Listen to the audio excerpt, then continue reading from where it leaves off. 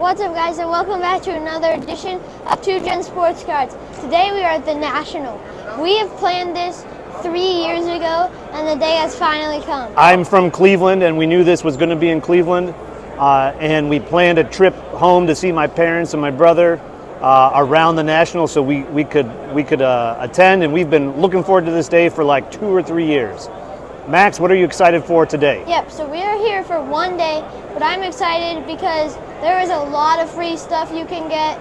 There's a good kids crate that has a pretty good deal. They got silver packs, and there's famous people, and we have a $1,000 budget. Okay. Are you excited, Max? Yes. As Max said, we are at the National, and we are excited to be here. Today, we are looking for, I think our plan is basically to go through the corporate booths first, see what kind of freebies we can get. Mainly Max getting freebies as a kid. And then, we want to see if we can do like a box battle with Panini or something like that. And then I think hopefully in the afternoon we can go around to dealers and look for individual cards and singles. As Max mentioned, we want to find some other YouTubers. We just ran into Frank502, so we were excited to meet him. And I love his channel. So anyway, let's go check out the National and see what we can find.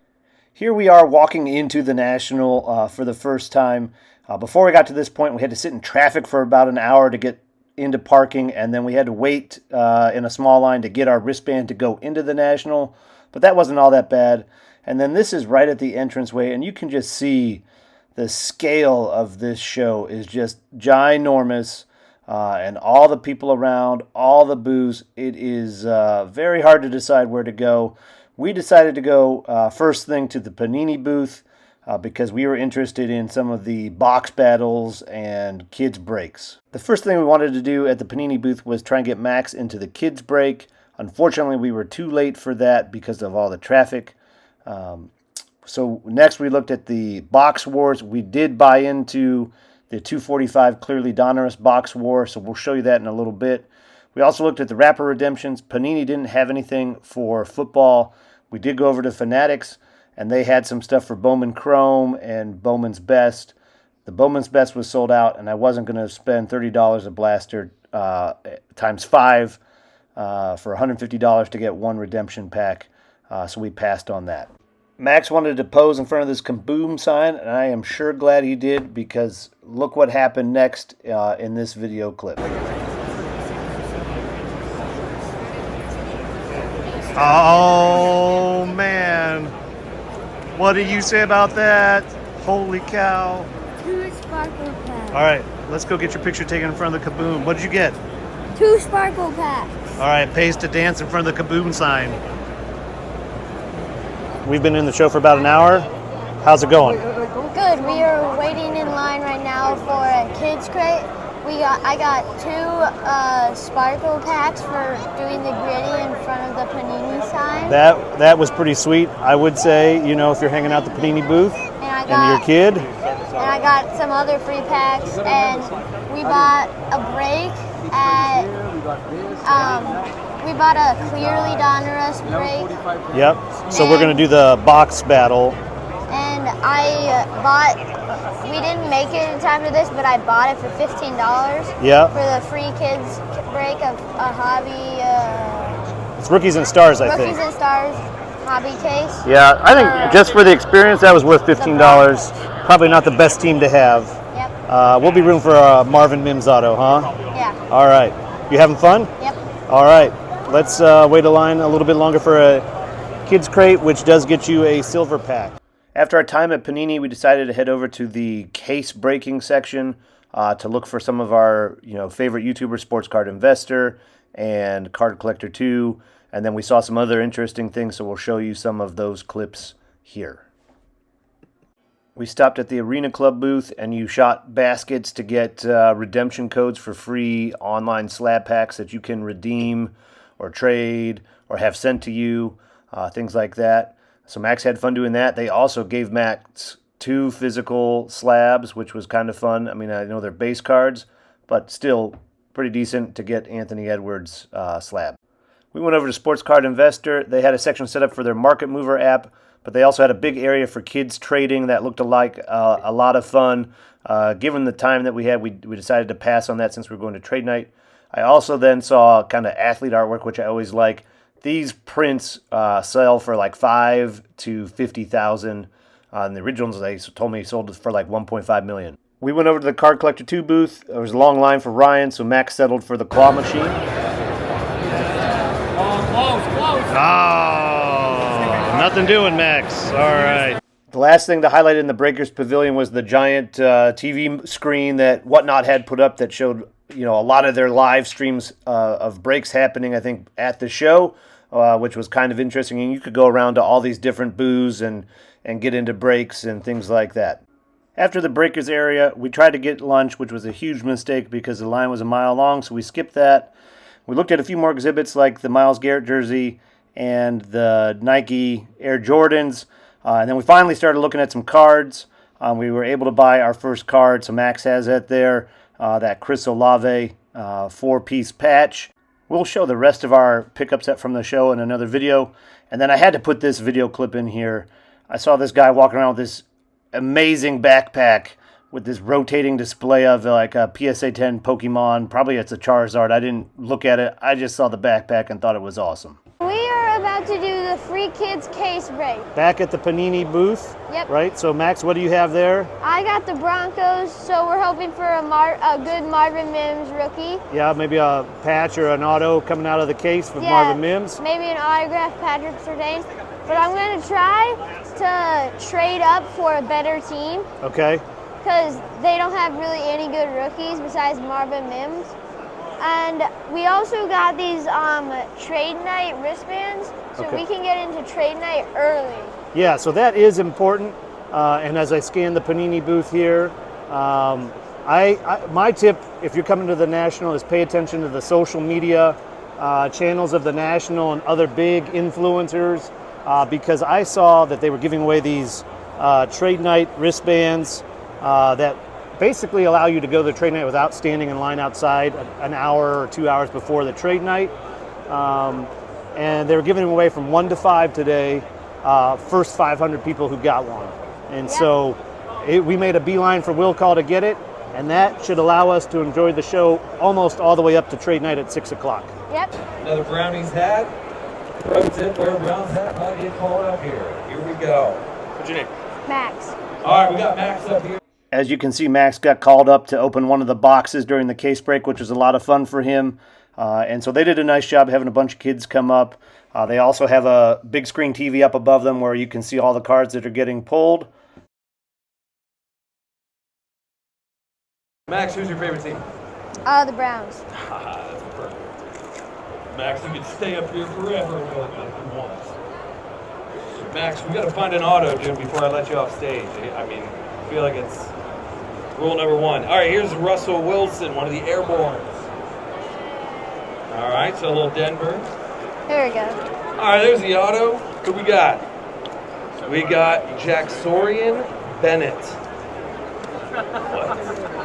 Where did Jacksorian Bennett come from? He's going to the Raiders, though.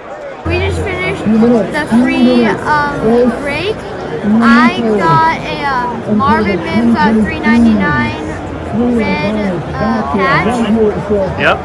And we're about to do a Clearly Donruss break for some like free immaculate or. Yeah, so we're hoping to get lucky on the box war of Clearly Donruss. I've always wanted to open Clearly Donruss, so this is a good reason to do it, yeah? Yep. When you can get a black box or something like that. So keep your fingers crossed, Max. Yep. All right. If you're here for the 2023 Clearly Donruss box one, please hold them up. Hold your box. So we can see them, count them, and make sure they're sealed.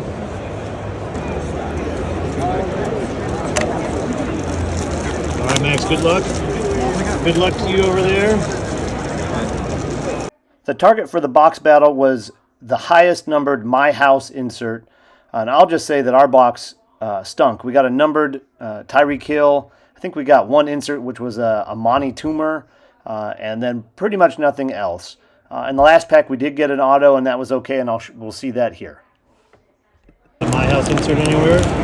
Have you even gotten an insert? You got an auto? Yeah, it's I think I do. Anthony Richardson, not bad. And then Chase Brown, okay. Yeah, That one's got some potential. All right, I wanted to throw this clip in as, you know, we walked right by Pete Rose there, but Max and I finally were able to get a bite to eat and then shop for some cards. We did buy a few cards at the show, but we had a lot of money left over for trade night, which you'll see here in a little bit.